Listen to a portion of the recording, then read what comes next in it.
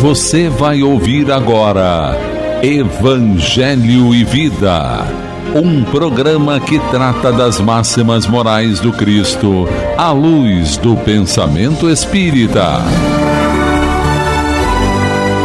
Produção e apresentação, Ricardo Gomes. Amiga e amigo ouvinte, sou Ricardo Gomes e com muita alegria estou iniciando mais uma edição do programa Evangelho e Vida nas ondas fraternas da nossa Rádio Rio de Janeiro, a emissora da Fraternidade. Mais uma vez desejo a você saúde, paz, serenidade e esperança, agradecendo sempre a sua preciosa audiência. O nosso tema de hoje é: filhos, cuidem de seus pais, e pais, cuidem de seus filhos, e terá como ponto de partida o item 2 e 3 do capítulo 14 do Evangelho segundo o Espiritismo, cujo título é Honrai o vosso pai e a vossa mãe. Iniciaremos citando as passagens do Velho e do Novo Testamento que nos levam à reflexão do tema. Em relação aos cuidados dos filhos para com os pais, temos no livro de Êxodo, capítulo 20, versículo 12, que nos diz: Honrai a vosso pai e a vossa mãe, a fim de viverdes longo tempo na terra, que o Senhor vosso Deus vos dará. E no livro de Eclesiastes, capítulo 3, versículos 12 a 14, que nos exorta: Meu filho, cuide de seu pai na velhice e não o abandone enquanto ele viver. Mesmo que ele fique caduco, seja compreensivo e não o despreze enquanto você está em pleno vigor, pois a caridade feita ao pai não será esquecida e valerá como reparação pelos pecados que você tiver cometido. Em relação aos cuidados dos pais com os seus filhos, temos em Salmo, capítulo 127, versículos 3, que afirma: Eis que os filhos são herança do Senhor, e o fruto do ventre o seu galardão. Isto significa que os filhos são uma bênção de Deus, uma recompensa e um presente precioso. E Paulo, em sua epístola aos Efésios, no capítulo 6, versículo 4, nos adverte: Pais, não irritem seus filhos, antes criem-nos, segundo a instrução e o conselho do Senhor.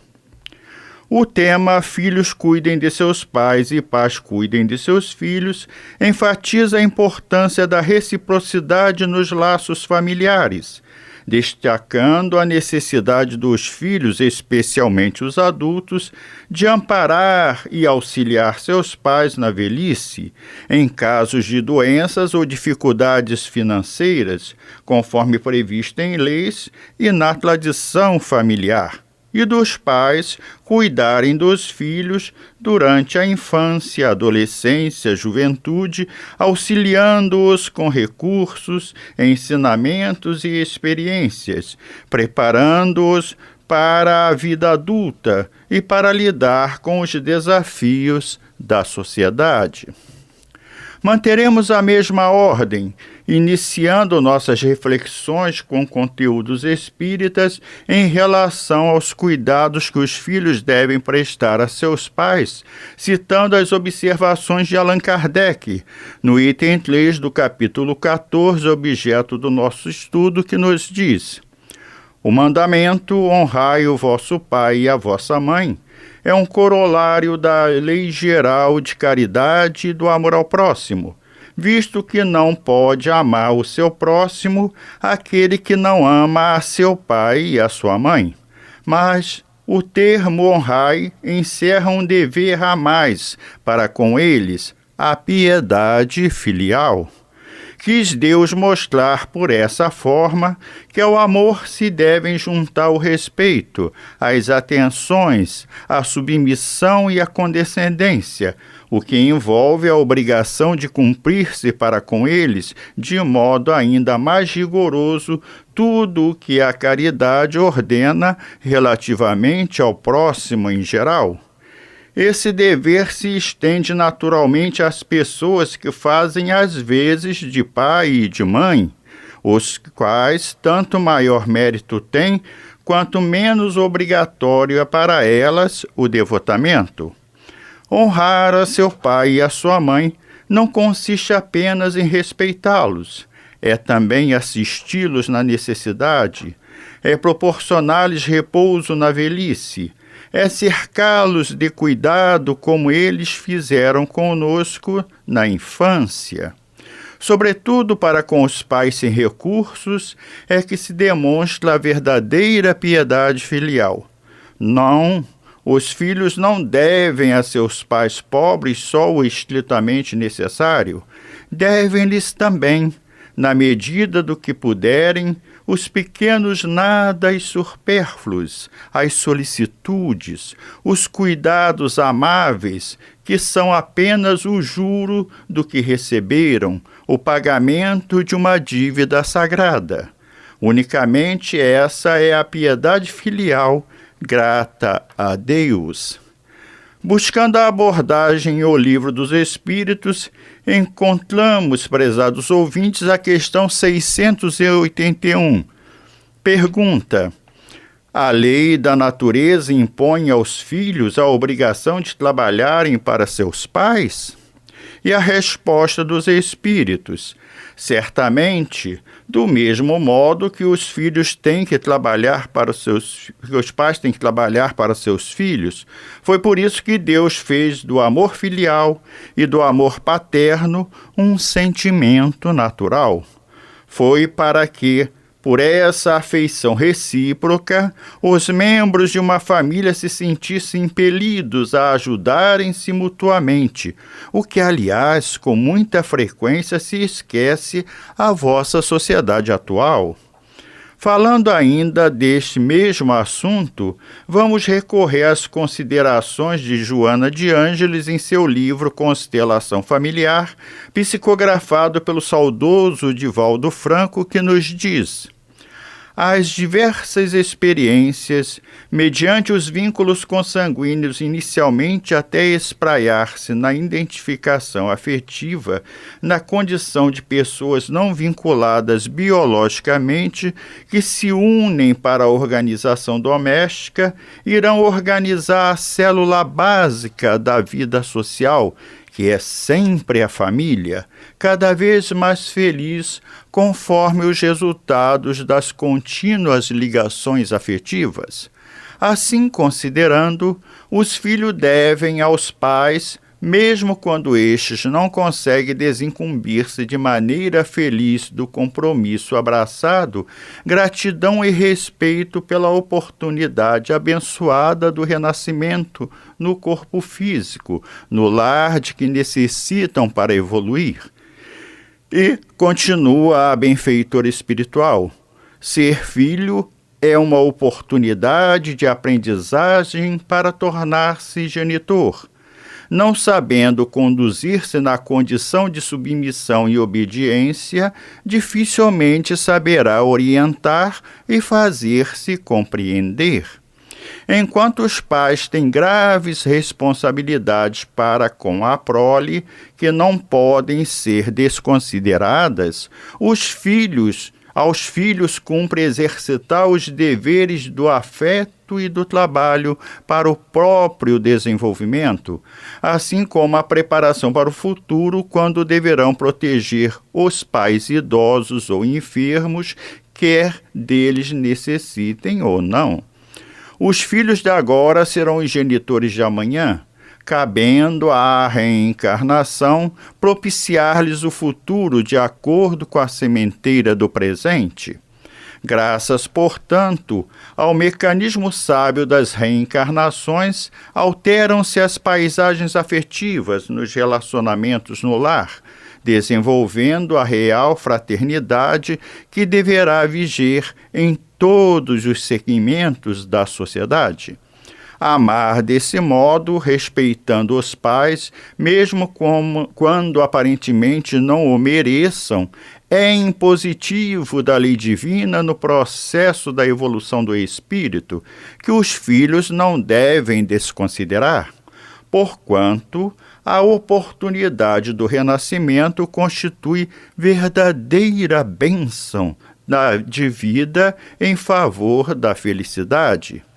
Devem os filhos ter em mente, quando descendentes de genitores negligentes ou inescrupulosos, perversos ou cruéis, que eles são mais enfermos do que maus, compreendendo que, nesse lar, é que se encontraram os mecanismos necessários à regularização do passado infeliz, agradecendo a si mesmo aqueles que lhes concederam a roupagem orgânica quando poderiam tê-la negado e não o fizeram.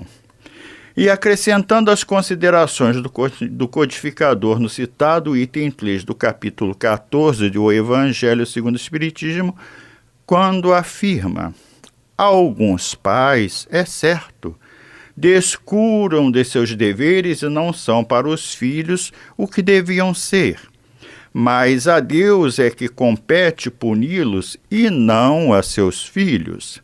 Não compete a estes censurá-los, porque talvez hajam merecido que aqueles fossem quais se mostram.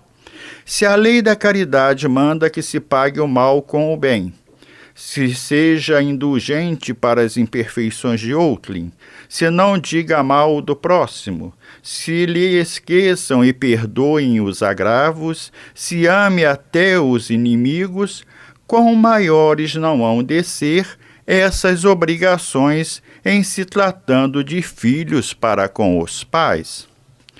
Continuando agora, prezados ouvintes, nossas reflexões em relação aos cuidados que os pais devem ter com seus filhos, fazemos as seguintes observações. Destacamos o cuidado dos pais de proteger, educar e prover as necessidades básicas de seus filhos, garantindo um ambiente seguro e amoroso para o seu desenvolvimento. Devem também oferecer amor, atenção e apoio emocional aos filhos, criando laços fortes e seguros. É fundamental que eduquem seus filhos com valores éticos, morais e espirituais, preparando-os para a vida adulta e para lidar com os desafios da sociedade. Vamos, assim, mais uma vez, trazer as considerações do Livro dos Espíritos sobre o assunto, recorrendo à questão 582. A pergunta: pode considerar como missão a paternidade? E a resposta dos Espíritos é sem contestação possível uma verdadeira missão. É, ao mesmo tempo, grandíssimo dever e que envolve, mais do que pensa o homem, a sua responsabilidade quanto ao futuro.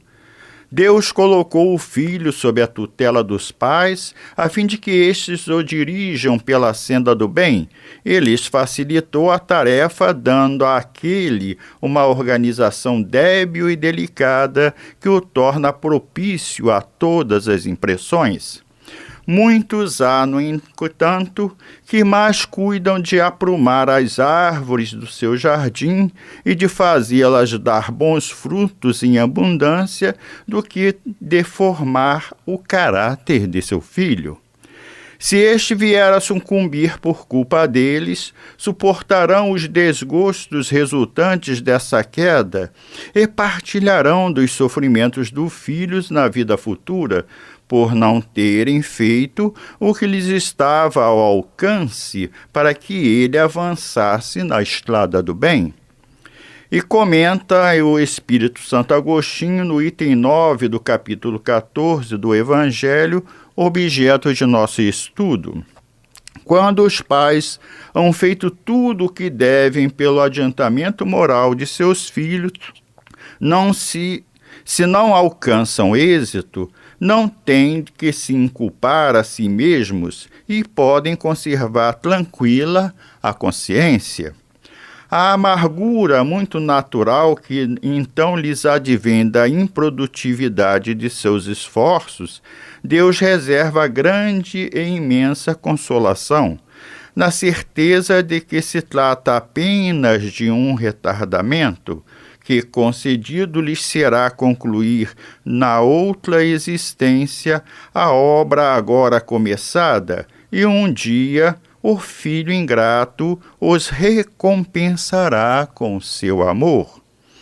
E retornando às considerações de Joana de Ângeles, em seu livro Constelação Familiar, ela afirma: aos pais cabe a grave e operosa tarefa de autopreparação para o sublime cometimento. Desde quando nasce o filho, os genitores são convidados pela vida a uma mudança de objetivos existenciais. Os cuidados que o recém-nascido exige alteram completamente os hábitos até então mantidos, propondo novas condutas e atividades, nas quais a renúncia pessoal começa a impor-se em benefício do ser frágil e em desenvolvimento que aguarda apoio e orientação. A partir daí, são transferidos os prazeres pessoais que se convivem em deveres para com o filhinho, constituindo-se uma felicidade, uma infinita satisfação de cuidá-lo e de dar-lhe a assistência emocional e moral de que tem necessidade, na condição da ave em plume que necessita de tempo para desferir o próprio voo. A conduta dos genitores no relacionamento, de maneira equivalente, sofre alteração para melhor, porque educar é oferecer exemplos, e desde que o educando copia com mais facilidade as lições vivas que lhe são apresentadas ante que as teorias com que é informado, se os exemplos no lar são fecundos de amor, de respeito e de paciência, os filhos tornam-se afáveis, dignos e gentis, exceção feita àqueles que são portadores de transtornos de conduta ou vítimas de fenômenos teratológicos por impositivo expiatório necessário. Mesmo nesses casos, as vibrações defluentes da conduta dos pais contribuem grandemente para a pacificação e o equilíbrio possível desses espíritos em luta de sublimação pelo cadinho das reparações inadiáveis. Os filhos são responsabilidades sérias que não podem ser descartadas sem as consequências correspondentes. Enquanto não surja uma consciência doméstica fundamentada no amor responsável e profundo, sem os pieguismos da imaturidade psicológica dos indivíduos desajustados, a família sofrerá hipertrofia de valores morais, tombando na anarquia, no despautério que vem caracterizando a sociedade contemporânea. E conclui a benfeitora espiritual: o lar, portanto, quando se perverte, ameaça a estrutura da sociedade. O lar, no entanto, sustenta-se nos pilotis vigorosos que são os genitores, deles dependendo a sua edificação ou o seu sossobro. O Decálogo Mosaico aborda o mandamento do qual a lei divina impõe o amor e o respeito ao pai e à mãe. No entanto, é do soberano código impositivo de que os pais devem esforçar-se por merecer o respeito e o amor da prole através da sua conduta em relação à mesma. Encerrando as nossas reflexões, vamos ler a página extraída do Facebook intitulada Gotas de Amor e Esperança. Talvez mais rica, forte e profunda experiência da caminhada humana seja a de ter um filho. Plena de emoções, por vezes angustiante, ser pai ou mãe é provar os limites que constituem o sal e o mel do ato de amar alguém.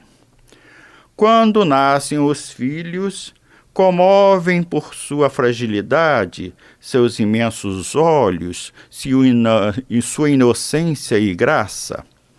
Basta vê-los para que o coração se alargue em riso e cor. Um sorriso é capaz de abrir as portas do paraíso. Eles chegam à nossa vida com promessas de amor incondicional. Dependem do nosso amor, dos cuidados que temos e retribuem com gestos que enternecem. Mas os anos passam e os filhos crescem. Escolhem seus próprios caminhos, parceiros e profissões, trilham novos rumos, afastam-se da matriz. O tempo se encarrega da formação de novas famílias, os netos nascem, envelhecemos, e então algo começa a mudar. Os filhos já não têm pelos pais aquela atitude de antes. Parece que agora só os ouvem para fazer críticas, reclamar, apontar falhas. Já não brilha mais nos olhos deles aquela admiração da infância, e isso é uma dor imensa para os pais. Por mais que disfarcem, todo pai e mãe percebe as mínimas faíscas no olho de um filho. É quando pais idosos dizem para si mesmos: "Que fiz eu? Por que o encanto acabou? Por que meu filho já não me tem como seu herói particular?" Apenas passaram-se alguns anos e parece que foram esquecidos os cuidados e a sabedoria que antes era referência para tudo na vida. Aos poucos, a atitude dos filhos se torna cada vez mais impertinente. Praticamente não ouvem mais os conselhos. A cada dia demonstram mais impaciência, acham que os pais têm opiniões superadas, antigas. Pior é quando implicam com as manias, os hábitos antigos, as velhas músicas, e tendem a fazer os velhos pais se adaptarem aos novos tempos, aos novos costumes. Quanto mais envelhecem os pais, mais os filhos assumem o controle. Quando eles estão bem idosos, já não decidem o que querem fazer ou o que desejam comer e beber. Raramente são ouvidos quando tentam fazer algo diferente. Passeios, comida, roupas, médicos, tudo passa a ser decidido pelos filhos. E, no entanto, os pais estão apenas idosos, mas continuam em plena posse da mente. Por que então desrespeitá-los? Por que tratá-los como se fossem inúteis ou crianças sem discernimento? Sim, é o que a maioria dos filhos faz. Dá ordem aos pais, trata-os como se não tivessem opinião ou capacidade de decisão. E, no entanto, no fundo daqueles olhos cercados de rugas, há tanto amor. Naquelas mãos trêmulas, há sempre um gesto que abençoa, acaricia. A cada dia que nasce, lembre-se, está mais perto o dia da separação. Um dia o velho pai já não estará aqui. O cheiro familiar da mãe estará ausente. As roupas favoritas para sempre dobradas sobre a cama, os chinelos em um canto qualquer da casa. Então, valorize o tempo de agora com os pais idosos. Paciência com eles quando se recusam a tomar os remédios, quando falam interminavelmente sobre doenças, quando se queixam de tudo. Abrace-os apenas, enxugue as lágrimas deles, ouça histórias, mesmo que sejam repetidas, e dê-lhes atenção, afeto. Acredite, dentro daquele velho coração brotarão todas as flores da esperança e da alegria. Com esta mensagem, encerramos o nosso programa, agradecendo à equipe de programação da nossa rádio e desejando a todos, e principalmente a você que nos ouve, muita paz, amor, harmonia e esperança. Prestigie e acompanhe a programação da nossa rádio de Rio de Janeiro e torne-se um colaborador do Clube da Fraternidade. Filie-se ou atualize seu cadastro pelo telefone 3386-1422. Fiquem com Deus e até o nosso próximo programa, se Deus assim o permitir. A Rádio Rio de Janeiro apresentou o programa Evangelho e Vida.